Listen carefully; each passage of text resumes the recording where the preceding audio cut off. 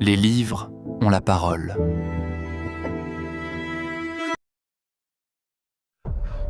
Imaginez, vous avez 14 ans, vous êtes au mauvais endroit, au mauvais moment. Mais si on remonte un peu en arrière, tout n'a peut-être pas commencé là. Peut-être que tout a commencé par quelque chose de beaucoup plus banal. Des amis, des défis, l'envie d'être accepté par un groupe. Alors, on suit les autres, on fait comme eux, on participe à des bêtises qui semblent sans importance. Jusqu'au jour où tout dérape. La police vous arrête, le procès est rapide, trop rapide. Vous essayez d'expliquer que vous n'avez rien fait, mais personne ne vous écoute. Voilà, quelques jours plus tard, vous êtes dans un fourgon sombre.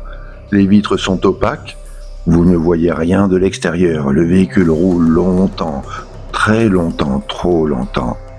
Puis, il s'arrête. On vous fait descendre, et là, vous comprenez que la prison dont on vous emmène n'est pas une prison comme les autres. Elle est construite sous terre, très profondément sous terre. Et personne n'en sort. Bienvenue dans La Fournaise, le roman d'Alexander Gordon Smith. Dans cette histoire, nous suivons l'exemple d'Alex Sawyer, un adolescent accusé d'un crime qu'il n'a pas commis. Comme dans beaucoup d'histoires d'injustice, tout commence par une erreur, un malentendu, un moment où la vie bascule. Mais ce qui arrive à Alex est bien pire qu'une simple condamnation. Parce que la prison dans laquelle on l'envoie n'apparaît sur aucune carte, elle s'appelle La Fournaise.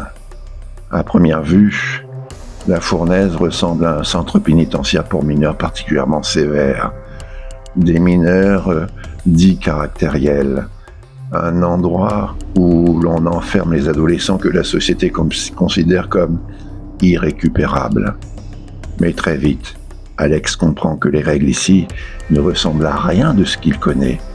Les cellules sont minuscules, les couloirs sont interminables, les gardiens vêtus de noir ne parlent presque jamais, et surtout, la violence est partout. Entre les prisonniers, il faut apprendre à survivre, trouver des alliés, éviter les plus dangereux, comprendre les règles tacites qui gouvernent cet univers fermé.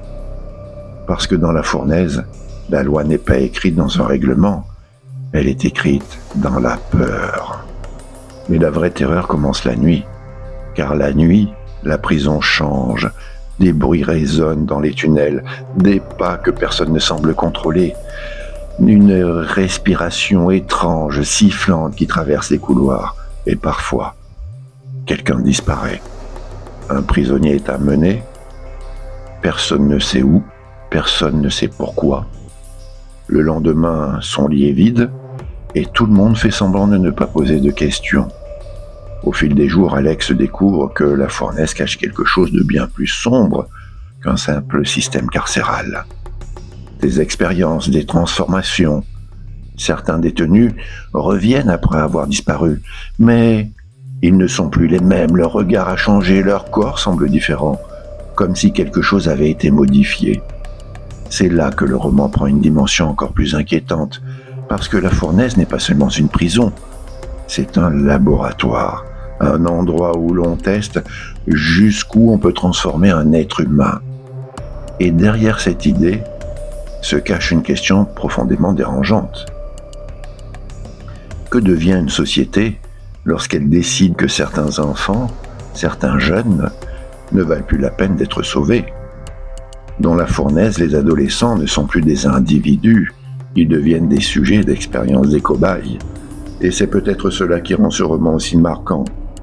Bien sûr, il y a l'action, le suspense, les tentatives d'évasion, les secrets qui se dévoilent peu à peu. Mais au-delà du thriller, La Fournaise nous parle aussi d'humanité, de ce moment fragile où quelqu'un peut basculer, de la frontière entre survivre et devenir ce que l'on redoute.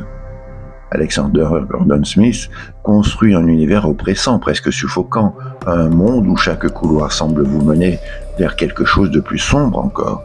Et à mesure que l'histoire avance, une question devient centrale. Peut-on rester humain dans un endroit conçu pour vous briser? Imaginez encore une fois, vous avez 14 ans. Vous n'êtes pas un criminel. Vous n'êtes pas quelqu'un de violent. Vous êtes simplement un adolescent qui voulait être accepté. Un adolescent qui a malheureusement suivi les mauvaises personnes au mauvais moment.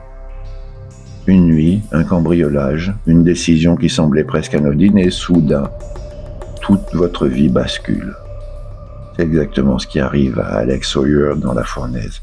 Il ne se trouve pas dans cette prison parce qu'il est le pire des criminels.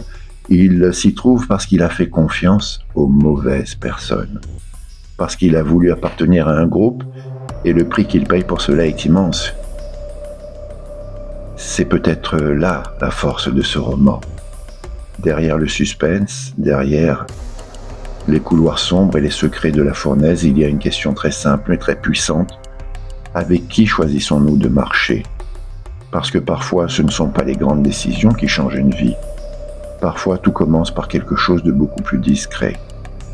Une fréquentation, un groupe d'amis, une envie d'être accepté. Et ce roman nous rappelle une chose essentielle. Certaines décisions que l'on croit sans importance peuvent nous entraîner beaucoup plus loin qu'on ne l'imagine. Alors oui, La Fournaise est un roman haletant, mais c'est aussi une histoire qui nous rappelle que nos choix, et surtout les personnes que nous choisissons d'écouter, peuvent tracer des chemins très différents. Et si ce livre nous apprend quelque chose, c'est peut-être ceci. Avant de se demander comment sortir de La Fournaise, il faut parfois se demander comment on y est entré. Et dans le cas d'Alex Sawyer, tout commence par une seule chose, les mauvaises personnes.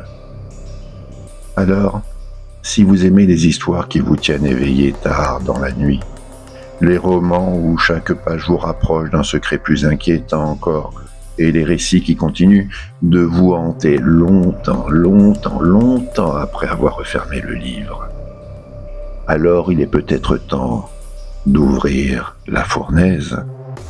Mais souvenez-vous d'une chose, une fois entré dans La Fournaise, la seule question qui compte n'est plus de savoir si vous allez en sortir. La vraie question c'est, dans quel état vous en ressortirez ? Et ça, vous ne le saurez qu'en tournant la première page.